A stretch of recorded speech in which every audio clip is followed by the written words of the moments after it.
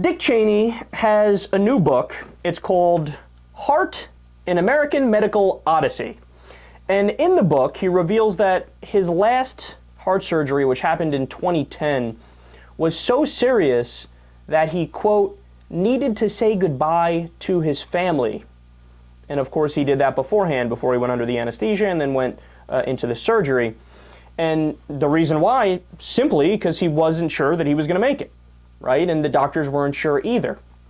I mean, and that's really a wild thought, because to think about consciously and knowingly saying goodbye to the people you love for the last time ever, right? It's like, whoa, it really strikes something at the core of what it is to be human. It really kind of shakes you out of complacency.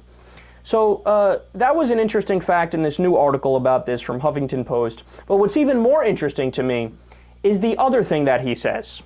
He says, quote, I believed I was approaching the end of my days, but that didn't frighten me. I was pain-free and at peace, and I had led a remarkable life. End quote. Wow. It appears like a benign enough statement, right? And probably a Republican or a conservative who voted for Bush Cheney might hear that and go, yeah, of course. He was the vice president. Of course he led a remarkable life. Where's the issue, right? But think about that in context of who Dick Cheney is and what Dick Cheney did, which is more important. I mean, here's a guy who was a bulwark for starting the war in Iraq, starting the war in Afghanistan. Here's a guy who happily and gleefully was in favor of shredding the Constitution, right? I mean, these are guys that said, habeas corpus, schmabeus schmorpus, fuck that, get rid of that, man. We just got attacked by somebody. You got to throw that Constitution through the shredder. We don't care about that at all anymore.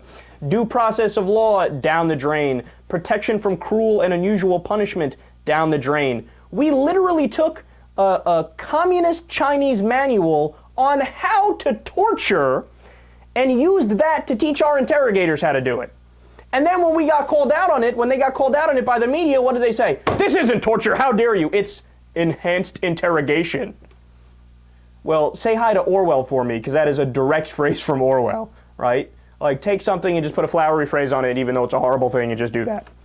So the only amendment that was left after Dick Cheney and Bush was through was you don't have to quarter a British soldier, but everything else was gone. Due process, habeas corpus, protection from unreasonable search and seizure, protection from cruel and unusual punishment, gone. But think about Iraq, man. The Iraq War, by the year 2053, when you calculate everything together and you add the interest on top and whatnot, you know what the total cost is going to be? $7 trillion. Trillion dollars. It hurts to say the word trillion. So you push for a mistake, a war with the country that didn't attack us. They had nothing to do with 9/11, right? And then you move the goalpost once we realized it was a farce and they didn't attack us, and you said, well, he's just a bad guy, so we gotta attack him. But there's a lot of bad guys in the world. We're allies with a lot of bad guys. That doesn't mean you invade them. It doesn't mean you attack them. And he goes, oh, well, there's weapons of mass destruction. So they moved the goalpost multiple times. And of course, there were no weapons of mass destruction. Saddam was our ally. He gassed and killed the Kurds in the north of Iraq, northern Iraq, with our support. We told Saddam Hussein the coordinates on the map to do a chemical weapons attack, which is illegal under international law, on the Iranians during the Iraq-Iran war. We helped him out. Remember the picture of Rumsfeld shaking his hand? But then all of a sudden we flipped on him and we, attack, invade. And when all was said and done, because of the decisions that Dick Cheney made, and honestly, I'm even giving George Bush a slight pass here, because if you read the history of the Bush administration, it's become ever more obvious as time has gone by that Cheney was the one calling the shots. It wasn't George W. Bush. He was as stupid behind the scenes as he looked in front of the scenes. So he was a puppet. So when all was said and done, you had 4,488 U.S. service personnel killed, 32,223 U.S. troops injured, and that doesn't even include PSD. Now they're committing suicide at incredibly high levels. 134,000 civilians killed directly. 655,000 people who died in Iraq since the invasion that would not have died if the invasion had not occurred. You look at all these numbers, you look at the cost, you look at the tragedy that was brought about. And there Dick Cheney is saying, I was pain-free and at peace. I had led a remarkable life.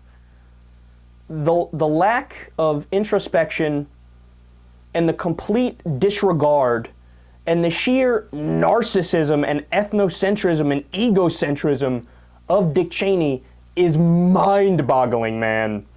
And it makes you feel even more so now than you did in 2008 that the Democrats made a gigantic mistake by not bringing these war criminals to trial like they should have been.